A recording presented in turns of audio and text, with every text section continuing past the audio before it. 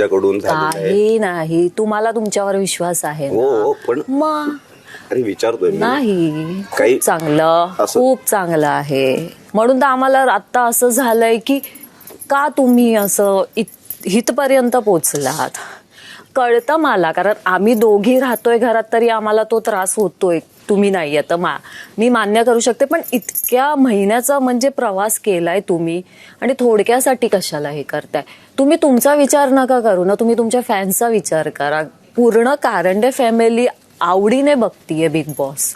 पत्र वाचून तुम्ही इतके मस्त वाटलं ना आम्हाला. म्हणजे इतकं भारी वाटलं. म्हणजे घरातलेही इतके खुश झाले तुम्हाला बघून की असाही सागर असू शकतो. जसे 2 आठवड्यापूर्वी 2 आठवड्यांपासून आहात ना तसेच राहा. मला बाकी काही नको आहे. बेस्ट होतात ह्या 2 आठवड्यात. फक्त एवढंच आहे की रागावर कंट्रोल करा. तरी केवढं माहित आहे मला. माहित आहे की खूप कंट्रोल केलंय. पण तेच बोलतीये ना अजून. उगाच कोणाला नाही ओरडलोय. माहित आहे. मी काय बोलते. तुम्ही 4 वेळा प्रेमाने बोललात पण 5व्या वेळी जर ओरडून बोललात ना तर लोक ती 4 वेळ चांगलं बोललेलं लक्षात नाही ठेवत. जे तुम्ही ओरडून बोललात आहे ना ते डोक्यात ठेवतात.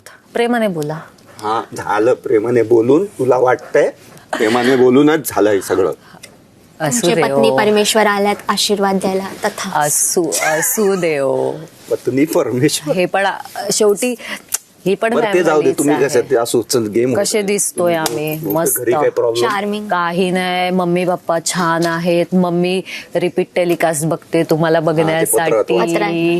प्रॉब्लेम नाही काही नाही. फक्त तुम्ही हसा छानपैकी खेळा. एंटरटेन करा. मस्त पैकी एन्जॉय करा. रोज नाच. त्यात कमी पडतो का एंटरटेनमेंट. पण ते नाही ना म्हणून सांगतीये. सागर आपल्या आवडीचे 2 पदार्थ सोनाली घेऊन आले आहेत. एवढंच सांगीन. आतापर्यंत गोडधोड खूप झालं. येस आता ताव मारायचा. मी विचारच करत होतो की थेट मटणावर. मला वाटलंच होतं.